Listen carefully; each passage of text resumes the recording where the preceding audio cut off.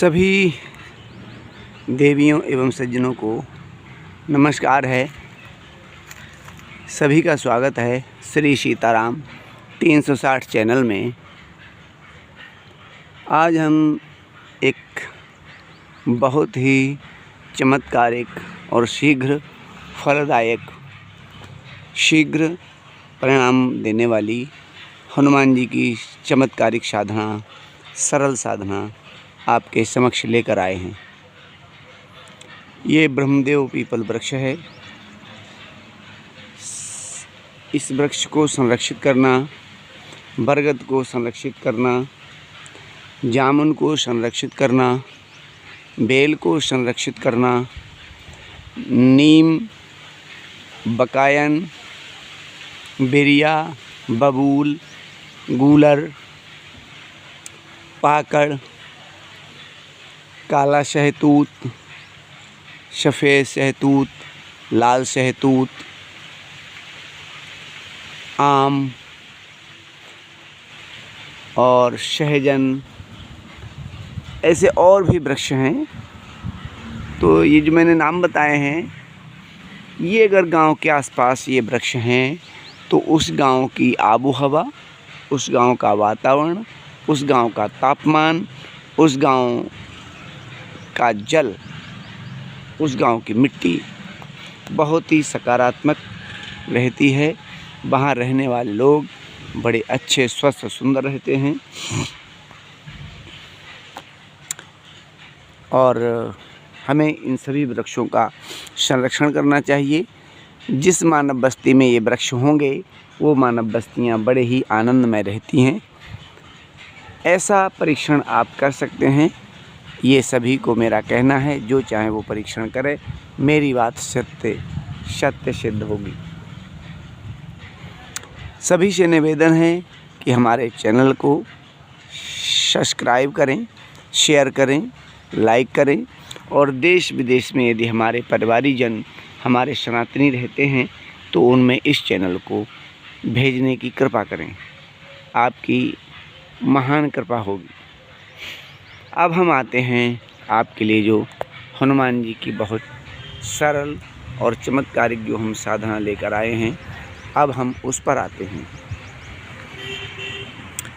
बहुत सरल सटीक हनुमान जी की एक साधना है, विशिष्ट है, और जो करेगा नियम से वो पावेगा।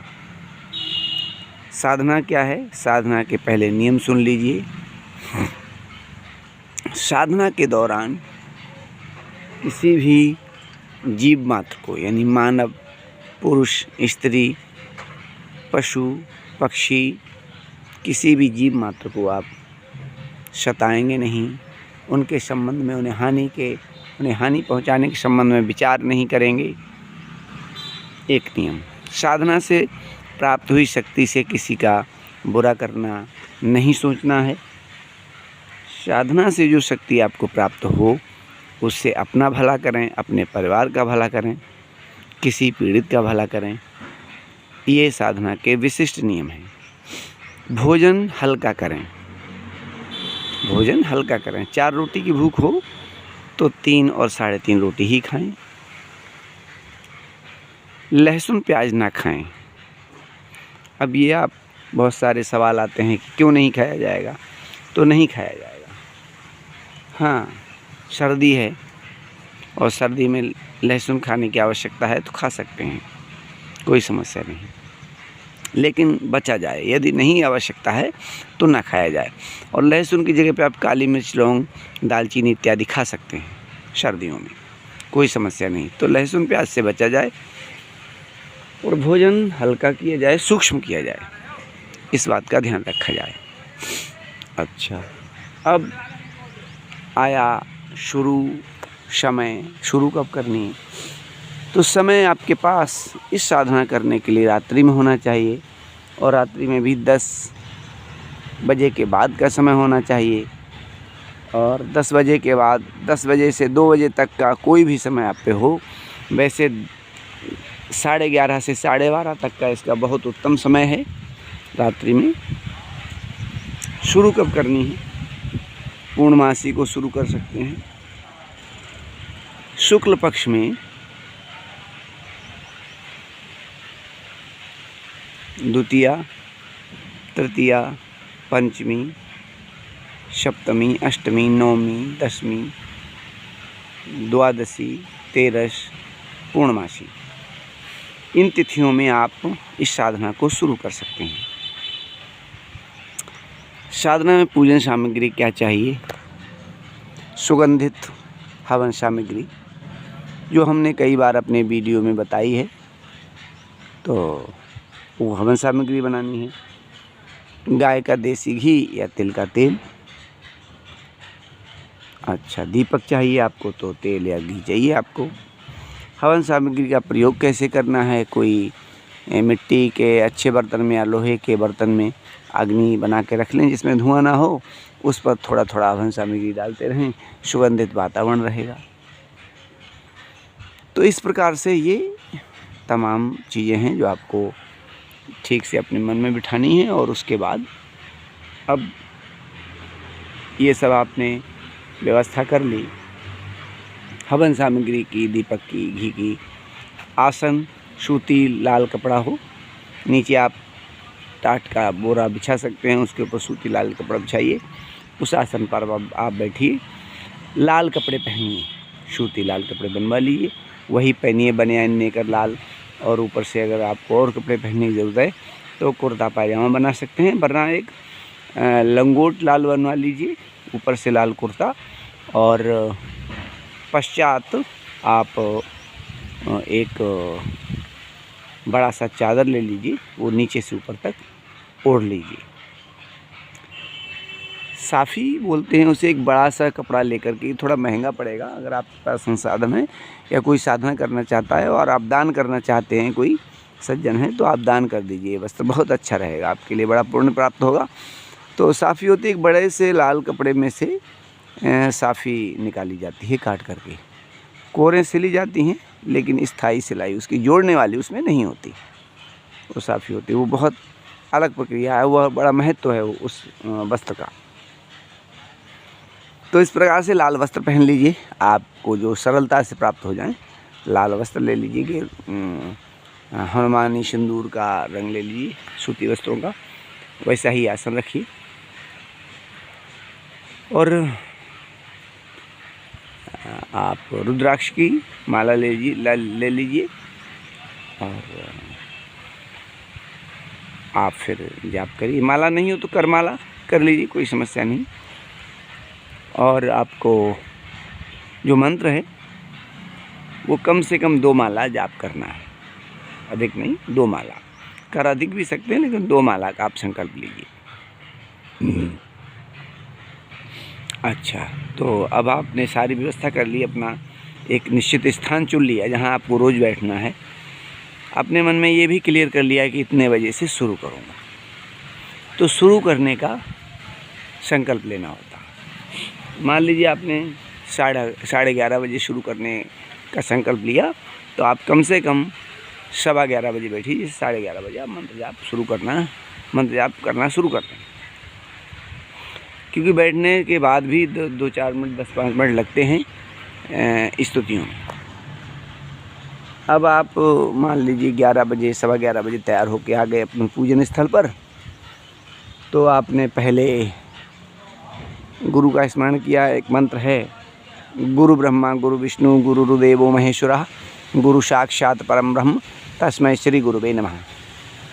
ये मंत्र बोला, गुरु को नमन किया। श्री राम जय जय राम, सीताराम सीताराम, सीता मैया के चरणों में, राम दरबार में नमन किया, राम जी को याद किया। हनुमान जी का ध्यान किया, श्री राम जय जय राम, ये मंत्र कहते हुए हनुमान जी का ध्यान कर लिया। अब आपने दाहिने हाथ में जल लिया।